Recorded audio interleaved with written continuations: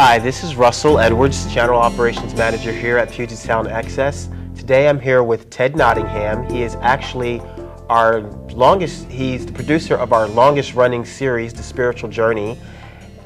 Good morning, Ted. Good morning, good to be here.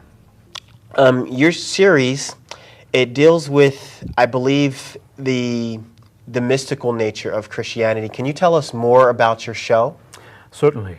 This is a show for people who are seeking God, who have an intuitive sense of something greater in life, and may not have found it in religions and books, in institutions, and yet know that they need to make contact with that greater power that rises up to our potential and gives us a life of fulfillment and peace. So my intent is to take biblical teaching, as I do at First Christian Church of Kent, and to communicate it in a language that doesn't make people shut down right away, and hear what is authentic and transforming for their lives. Wisdom for daily life is my interest, practical application. And that's very interesting. It kind of sounds a little similar in some ways to Eastern type philosophies, in that it sounds like it explores a little more than what people expect when they watch a Christian program. Well, you know, in this 21st century, in this Puget Sound area with so much pluralism, it's critical that we discover the common connections among human intuitions of the divine. And there's no question that the wisdom of Lao Tzu, the wisdom in India, has a connection with the teachings of Christ. It's not a separate thing, it's a spectrum. Christians recognize in Christ the ultimate revelation of the nature of God, of the unconditional goodness, of the love of the individual, as well as all of creation. But together we can see more fully what the meanings are when we grasp something from Sufis in Islam, for instance, you know, about how to remember God in the moment. That's the same thing that a Christian does in his or her efforts at practicing the presence of God, you see. So there is a link, and religion has served to separate us rather than unify us. And in this day and age, we must find the unification, and that happens through the human experience that we all share in common of the higher life, of the spiritual life. So in essence, you're basically I noticed you mentioned you mentioned one religion that's an aspect of Islam, and you also mentioned India, which so basically in what you teach on your show, it does allow for some of the, I guess, common practices, not so much the theological practice, but the common practical application, certain principles that are universal, things like morals and practical day-to-day living.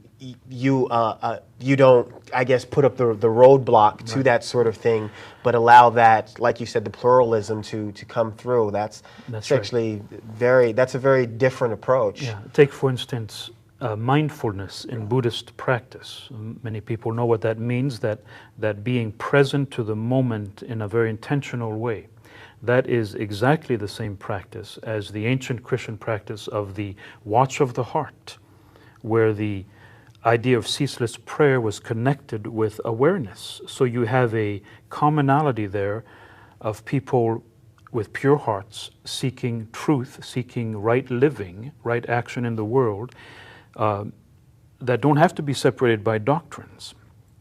Clearly, in Christianity, there's the sense of a personal God, of a God who knows us rather than the great void, but the issues of suffering, the issues of compassion, the issues of even meditation and inner peace are united. And it's been far too long that we've kept these teachings so separate that there's no place to meet, there's no way to dialogue. sometimes it's been the monks of Buddhism and Christianity that have found contact because the congregations couldn't. And in our congregation, which is part of the Christian Church Disciples of Christ, we were formed for Christian unity, and now I think we have to go to the next step, which is the unity of all humanity, to find our true nature. Now, how long have you been pastor at the church you're currently? I'm going into my 6th year, so it's 5 full years, and in my very first year I heard about the creation of Puget Sound Access. It was still a year and a half away, but I knew that this was an important phenomenon for this community. Public access is in danger of being removed completely from cable television. In Indiana, I dealt with that straight on, and they decided to put golf channels on instead of community access. Yeah. And community access, even though it has all sorts of things on it, is a sort of a democratic media voice that is of great significance. Very much so. As I've already mentioned, you actually have the honor of being the very first show that aired on our channel. So I believe we actually did recognize that in December when we had our gathering of producers. What are some of the things that you enjoy about coming to our facility and having your show on our channel? Well, the fact that you're using the very latest in modern technology, everything's digital.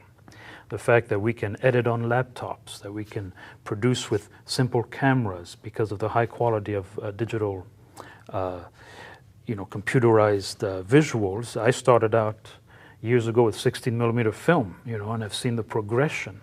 So what's happening here is really magical, that everyday people can have access to what otherwise would only be a New York studio, And the trick is to make good use of it, to have a message. In my case, the importance of it is to reach out to a community that in many ways is unchurched. We're the most unchurched state in the nation. A lot of so-called recovering Christians, who've been so beaten down by heavy judgmental Christianity that they don't even know that they've experienced the opposite of what it's meant to be.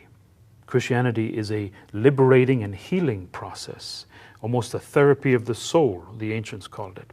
So we all need to start afresh and rediscover and not give up on these great truths that have been part of humanity for so long. Now, in addition to, now with your show, do you get a lot of feedback from viewers? I do. I've been a number of times in emergency rooms or hospitals for visits, and somebody comes up to me and says, "Haven't I seen you somewhere? Do you sell cars or something?" So somebody's watching out there. And certainly members of our congregation, and we do advertise it because it's clear to me that, from my perspective, Spirit can use this. Some word that is spoken on this public access through this medium of distribution can reach somebody at a critical time in their lives when nothing else could get through. So there's a real there's mysticism in this too, because you never know where the seeds are going to fall and how somebody's going to get a gift from it that nobody really is in control of. It's grace. It's the miracle of happenstance. So it's a very powerful thing, and mainline churches have failed to understand that. That's why there's only a certain kind of Christianity on television, and it's not the kind that I speak of. It's very fundamentalist, it's very evangelical, because they figured out 20 years ago that you had to get into people's living rooms, whereas the mainliners, the Methodists, Presbyterians, etc., that we're part of, just sat back, stayed on the radio too long, and now can't get on television at all.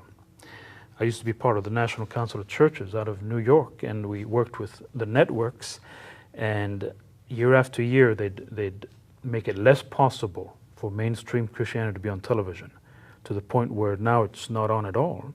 So that what you folks provide to me is a way to talk about something that you can't find anyplace else, and that's more than just public access. That's for those who can resonate to it, it's a tremendous gift. Well, as you alluded to earlier, it is truly democracy in action, and that's what we try to provide here at Puget Sound Access. Could you walk us a little bit through your production process? Well, I started out with a whole trunkload of material already because I had produced documentaries for the National Office of the Christian Church Disciples back in Indianapolis. So I had 10 to 15 years of material, including the Easter documentary that you put on every Easter, which I'm very grateful for. And so I could provide something that had special production value. But as time goes on and I run out of those, I can't produce new documentaries, so it ends up being mostly my talking to the viewer.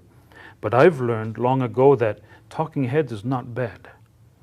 I learned with Joseph Campbell and Bill Moyers, who did, 6 hours of television, the best television around, that if you've got something to say and the people want to hear it, you don't need to get too fancy. You can just communicate. We've tried to produce my live sermons, which would make it a lot easier for us to just get 2 in 1, but television is a different medium. So you can't just, be talking to a crowd and not connected to the camera. Besides, it tends to get a little shaky on the camera and people get seasick. So it's an intimate connection with the community, with the viewer. Was there anything else that you wanted to tell our viewers about your experience with Puget Sound Access? Well, I speak a different message somewhat from what I do in church. In church, I'm with a particular congregation, a particular demographic. Puget Sound Access gives me the chance to speak to a larger crowd, to non-Christians, to unchurched people, to seekers of all kinds, to people who hate all religion, And so I get to experiment with another language, with another method of connecting at a deeper level with people, beyond the prejudices of religious talk and so forth, beyond, the people hear an organ playing or a pew or hymns, they have bad memories and they shut it off and they miss something that is theirs by birthright. So this gives me a chance to give a whole different kind of communication to people who can receive it in their own way and do with it what their heart tells them to do. Well, I want to thank you very much for taking the time to come down and share your experiences and share information about your show and what you present the viewer on your show. We definitely appreciate having you here as a producer and as a person. Thank you so much. Thank you very much.